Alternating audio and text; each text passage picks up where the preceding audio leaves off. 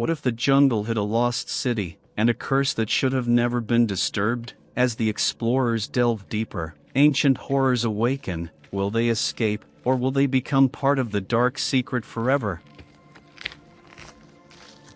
It all started with a map, not just any map, but one that seemed to appear out of nowhere, passed along by an old man at a thrift store in a small town just north of Seattle. The man was peculiar, unshaven, eyes like he hadn't slept in years, and a voice that sent chills down your spine. He claimed he'd found the map while cleaning out his grandfather's house after his death. He handed it to me for $1. No more, no less. At first, I thought it was just a piece of old paper, a mere relic, but something about the map seemed wrong. It had no name, no markings that could be tied to any known landmarks. The cities and towns were completely unknown, and the roads, they were twisted in ways that defied logic, almost as if they were drawn by someone with no sense of direction. But then there was the destination, the one place that caught my eye. The forgotten city. I couldn't resist. I had to know more. Something deep within me told me this was not just a strange curiosity. No, this map had a purpose. I just didn't know it yet.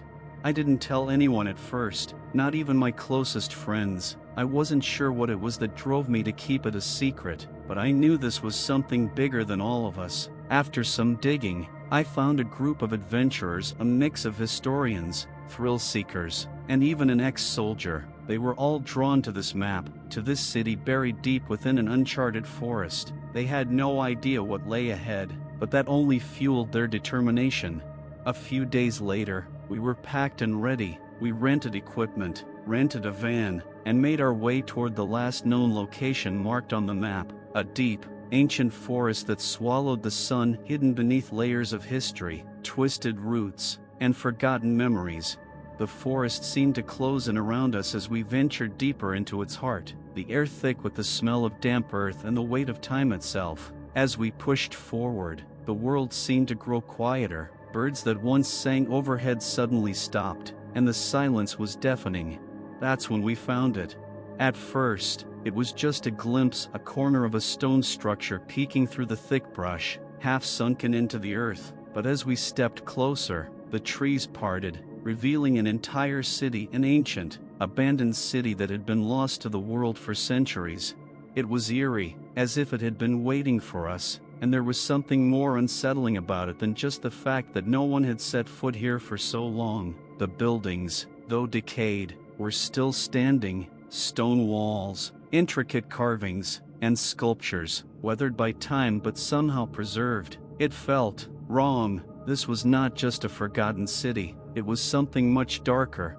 We set up camp near the edge of the city, our excitement mingling with a creeping sense of dread. The air here was heavier, and the silence seemed to hum, pressing against us with each passing minute. I tried to ignore the feeling at first, brushing it off as nerves, but then, when we started to explore, I realized something. We weren't alone. There were signs, subtle ones. The ground felt disturbed, like something or someone had recently walked through these streets. The buildings, though abandoned, had an unnatural stillness. No wildlife, no insects, nothing, just emptiness.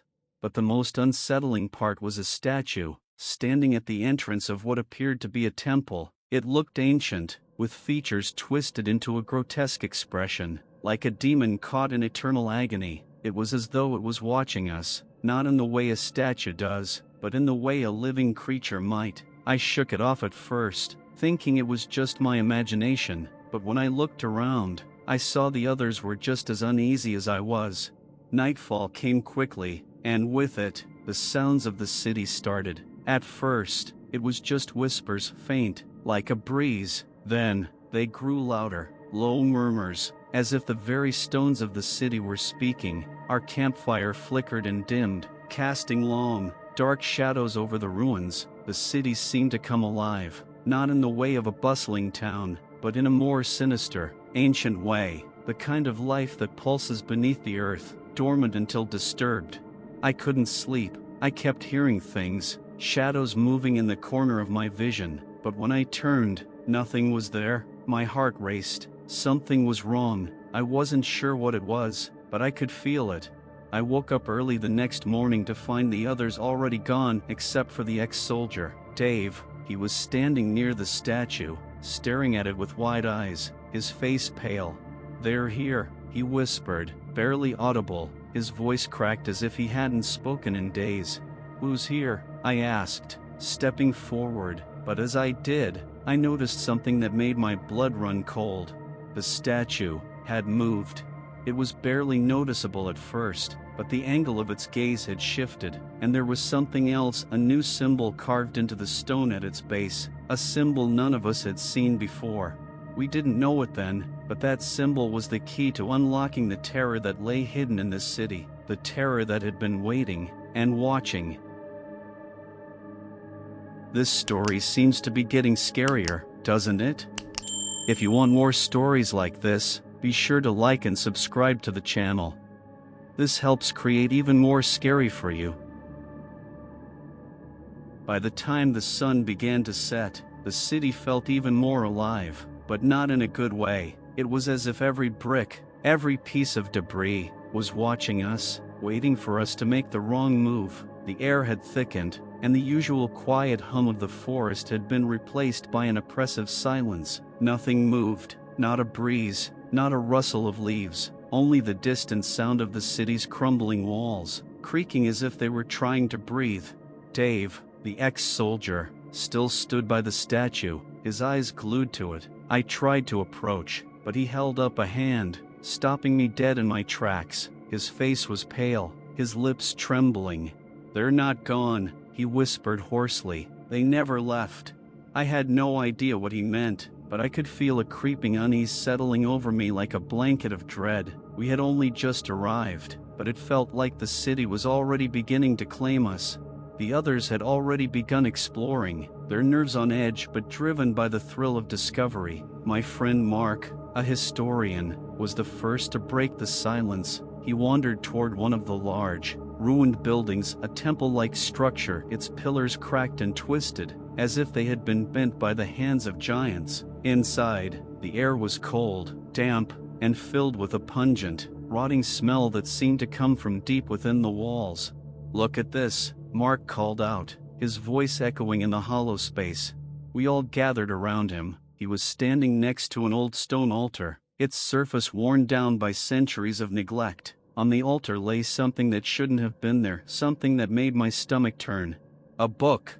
It wasn't just any book. The cover was made of some kind of dark, leathery material, and the pages were yellowed with age, brittle to the touch, but it was the symbols on the cover that caught my attention. They looked like nothing I had ever seen before. Twisted, unnatural shapes that seemed to move, shifting in and out of focus, almost like they were alive. Mark, eager to understand its significance, opened the book. The instant he did, a strange noise filled the room, a low hum, as if the city itself was responding. I watched as his face turned from curiosity to pure horror. His hands shook as he flipped through the pages, each one filled with dark drawings and cryptic writing. This is wrong," he stammered, his voice barely a whisper. "Mark?" I asked, stepping closer. "What does it say?" But he didn't respond. His eyes were wide, his lips parted in shock, as if he were frozen in time. The rest of us gathered around him, trying to peer over his shoulder. That's when I saw it, a drawing on the next page. It depicted a group of people, their eyes wide with terror, standing in front of a monstrous figure. The creature was tall, impossibly tall, with horns and claws that seemed to stretch for miles. It was surrounded by symbols, some of which were eerily similar to the ones on the statue outside. Suddenly, Mark slammed the book shut, and I heard him gasp for air, as if he had been holding his breath the entire time. "We need to leave," he said, his voice barely audible, shaky with fear. "This place, this city, it's not what it seems." "Are you okay?" I asked, reaching out to steady him, but he recoiled as though I were a stranger. "No," he whispered, his voice barely a breath. "I saw it, in the pages, the creature. It's still here, the city. It traps people, it feeds on them." I felt a chill run down my spine. I wanted to laugh it off, to tell him he was just freaking out, but something in his voice told me he wasn't joking. Something deep within me stirred, a feeling I couldn't shake, the sense that we were not alone, that the city was more than just ancient ruins, it was something far darker. We gathered our things quickly, ready to leave, but as we turned toward the exit, a new sound filled the air, a faint whisper, almost too soft to hear, but unmistakable. The words seemed to come from everywhere, as though the very city itself was speaking. "Leave, while you can, or you will stay." I froze, my heart skipped a beat. I looked at the others, their faces pale, their eyes wide with fear. They heard it too, we all heard it. But it was too late. The ground beneath us began to shake, and I felt a powerful force tugging at my body, pulling me toward the center of the city. The statues, the ruins, the entire place, it was alive. Alive in a way that no place should be. It was as if it were reaching out, grasping at us with invisible hands, trying to pull us into the depths of its long-forgotten past. Then, without warning, the sky above us darkened. A heavy cloud rolled in, blotting out the sun, leaving the city in an eerie twilight. The wind picked up, howling through the broken structures like the cries of 1,000 souls trapped within the stone walls. "Run!" someone shouted. We didn't need to be told twice. We broke into a sprint, tearing through the streets. But no matter how fast we ran, it felt like the city was chasing us. The air grew colder, the shadows longer, and the whispers grew louder, now intermingled with strange, guttural growls. I don't know how much time passed, but we finally reached the edge of the city. I turned around, expecting to see the looming structures behind us, but to my shock, the city was gone. In its place was nothing but thick forest and tangled roots. The ruins, the statues, the streets all vanished as if they had never existed. But we all knew better. The city wasn't gone. It was still there, waiting for the next group of fools to stumble into its grasp. And in that moment, I realized something terrifying. The forgotten city wasn't just a place lost to time. It was a place that fed on the living, a city that didn't let go. It devoured those who entered its boundaries, trapping them in an endless loop of terror, until nothing remained but shadows and whispers. And we had barely escaped. We couldn't shake the feeling that we hadn't truly escaped. The forest felt different now, darker, more oppressive, like it was closing in on us. We had left the city behind, but the shadows lingered, and so did the whispers. They followed us through the trees, as if the city was still watching, still waiting. That night, we camped far from where the city had been, but even under the canopy of trees, the silence felt suffocating. There were no night animals, no wind rustling through the leaves, only the eerie stillness that seemed to press in on us from every direction. We had no idea what to do. We were exhausted, physically and mentally drained from the horror of what we'd just experienced, but none of us could bring ourselves to sleep. The fear was too overwhelming, gnawing at our insides. We tried to talk, tried to rationalize, but each of us knew something we weren't saying. Something was wrong with that place, and it wasn't over. It was Mark, the historian, who finally broke the silence. "I think I figured it out," he said quietly, his voice almost trembling. "The city, it's not just a place, it's a prison." We all turned to him. He had been quiet since the moment we fled, but now his eyes were wide with a mix of fear and revelation. "It's not just built on ancient history," he continued, glancing over his shoulder as if the city were still there, looming behind us. "It's built on something far older, a force that's been trapped there for centuries. The city, it holds something that's feeding on us, on everyone who comes." He paused, his eyes narrowing. "The creatures in that book, they weren't just drawings, they were real, and they're still there." I felt a cold shiver run through me. I didn't want to believe it, but everything we had experienced pointed to the same terrifying truth. The city wasn't just some forgotten relic, it was a prison for something far darker, and we had disturbed it. Suddenly, Dave, the ex-soldier, jumped to his feet, his eyes wide with panic. "They're here," he hissed, scanning the dark edges of the camp. "I can feel them, they're coming." We all stood up, our hearts pounding. I turned toward the trees, my breath catching in my throat. There was nothing there, just the dense blackness of the forest stretching out before us, but I couldn't shake the feeling that something was watching us, something that wasn't human. "What are you talking about?" I asked, my voice unsteady. Dave grabbed me by the arm, pulling me close. His grip was tight, desperate. "Don't you feel it? The air's different. It's thicker, heavier," he said, his voice strained. "They're following us. The creatures, whatever they are, they know we're here." Before I could respond, we heard it, a low growl that rumbled from deep within the forest. It wasn't an animal. It wasn't even something that could be explained. It was unnatural, like the sound of a massive, lumbering creature dragging itself across the earth. I looked at the others. They heard it too. Their faces were pale, eyes wide with terror. "We need to leave," Mark said urgently. "Now." But as we started to pack up, another noise filled the air. A distant thud, like something massive had just shifted, something that shouldn't have been able to move. Then, as if on cue, we saw it, a shape in the distance, moving between the trees, its form tall and monstrous. At first, it seemed like a shadow, just a flicker of something darker than the surrounding night. But as it drew closer, we saw it clearly, a figure, humanoid in shape but twisted, distorted. Its limbs were far too long, its body hunched in an unnatural way. It wasn't walking, it was dragging itself forward, its hands scraping against the ground, its head twitching and jerking like it couldn't stay still.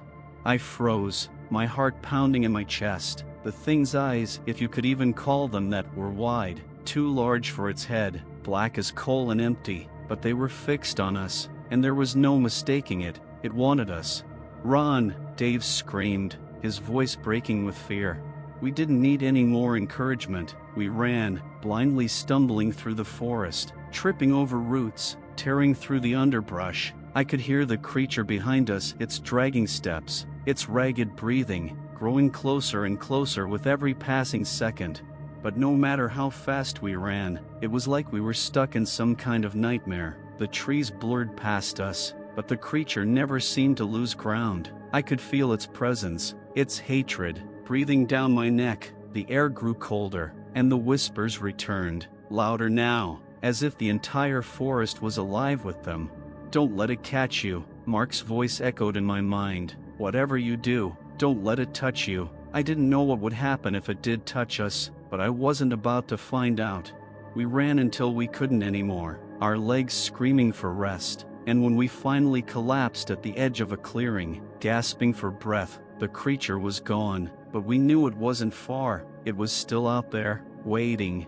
We didn't know where to go next. The road was miles away, and we had no idea if we could even trust the map anymore. But as we sat there, shivering in the cold night, I realized something that chilled me to the bone. We had never left the city. The city wasn't just a place, it was a trap, and we were caught in it. We didn't know how long we had been running. Time had become a blur, a twisted, distorted thing that seemed to stretch on forever. It felt like the city was pulling us, dragging us through the forest, through an endless loop that led nowhere. There was no escape. The trees were the same, the landscape identical, as though the forest itself had been designed to trap us. I looked around at the others. Dave's face was pale, drenched in sweat, his breath shallow as he gasped for air. Mark was clutching his chest, his eyes wide with panic. And me, I was numb to the pain, numb to the fear, as if the terror of it all had worn me down to a shell. I can't keep running," Mark gasped, his voice cracking. We need to get out of here." "Keep moving," Dave growled, his teeth clenched. "We have to. If we stop." He didn't finish his sentence. He didn't need to. We all knew what would happen if we stopped. But despite the urgency, despite the fear gnawing at my insides, the forest felt like it was closing in on us. The trees were too thick, the air was too still. We were running in circles. The sounds of the creature, the thing that had been chasing us, were gone, but that only made it worse. The silence felt wrong. There was no breeze, no rustling leaves, nothing. Then we reached a clearing, a strange, unnerving clearing in the middle of the forest, where the trees gave way to an ancient stone structure. It looked like a ruin half sunken into the earth. Its walls crumbled, overtaken by vines and roots, but the feeling it gave off was different. It wasn't abandoned. It wasn't just another forgotten building. It felt like the heart of the city, like we had stumbled into its beating core. As we approached, I noticed something strange. The air here was different, thicker, heavier, like it was alive. The stone walls seemed to pulse, almost breathing with an unnatural rhythm. And there, in the center of the clearing, was another statue. But this one wasn't like the others. This one was far more detailed, far more intricate, as though it had been carved with a specific purpose in mind. The statue depicted a figure. No, not just a figure, but a godlike being. Its body was a twisted combination of human and monstrous, its face contorted in agony, its mouth open in an eternal scream. The eyes were black holes, pulling me in, pulling us all in. I froze. "Don't look into its eyes," Mark whispered, his voice trembling. "Whatever you do, don't look into its eyes."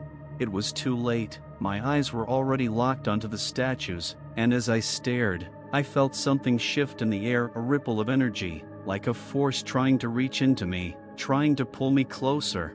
I wanted to look away, but I couldn't. The statue wasn't just staring at me, it was speaking to me. In my mind, its whispers were soft at first, like a breeze passing through the trees, but they grew louder, clearer. "You should have stayed away. Now you belong to me." The words echoed in my mind, sharp and chilling. I could feel the stone beneath my feet, the ground beneath me, beginning to shift. The city was alive. The statue was alive. It was drawing us in. "Get away from it," Dave shouted, his voice breaking as he grabbed my arm, pulling me away from the statue. But it was too late. The ground beneath our feet rumbled violently, and the entire clearing seemed to shift. The stone walls of the ruins began to twist and groan, creaking as if they were alive. The air became thick with a palpable, suffocating energy. The statue's eyes glowed, red and angry, and the ground cracked open, revealing something far worse than any of us could have imagined. The creature, the one we had been running from, emerged from the depths. It wasn't the same form as before. It had grown, twisted into something even more monstrous. Its body now a grotesque combination of organic and stone, its limbs elongated and jagged, like broken shards of a nightmare. Its eyes, those same empty black pits, were fixed on us, filled with an unimaginable hunger. "No one leaves," it whispered, its voice 1,000 voices, overlapping and twisting into one. "You will stay. You will join us, forever." The thing lunged forward, faster than I could process. We scattered, but there was nowhere to run. The city was closing in. The ground opened, and from the cracks, more creatures, twisted, horrific things, began to crawl out. They were everywhere, climbing over the ruins, surrounding us, their eyes glowing with the same insatiable hunger. I heard Mark scream, Dave cursed, and then, nothing. There was no more sound, no more air. I was trapped, my limbs heavy, my body frozen as the creature's cold breath washed over me. And then, just as it seemed like the end, something shifted. The statue, the stone godlike figure, its eyes glowed brighter, and the air around it thickened even more. It was the city itself. The city was alive, and it was choosing us. I heard a voice in my head, faint but unmistakable. "You will join us, all of you, forever." Or, a sharp, piercing pain shot through my chest. I gasped for breath, but it was as if the very air itself was being drained from me. The shadows closed in, and I realized the city didn't want us to leave. It was feeding on us. It was feeding on fear. Suddenly, everything stopped. The pain, the voices, the terror. I found myself back in the clearing, standing as though nothing had happened. The others, Mark, Dave, were gone, vanished. I was alone. The ruins, the statue, the creatures, everything was gone. It was like we had never been there. I turned around, expecting to see the dark forest around me, but instead, I saw something else. A road I didn't recognize, but it was there. It led somewhere, safe. The whispers were gone, the creatures, the statues gone, but there was no relief, only emptiness. I didn't know if I had made it out or if I had simply become part of the city's endless cycle. As I walked away, I could still hear the faintest whisper in my mind. "You'll be back, they always come back." And I knew, deep down, that the city would never let go. Don't forget to like, comment your thoughts on this terrifying story, and subscribe for more spine-chilling horror tales.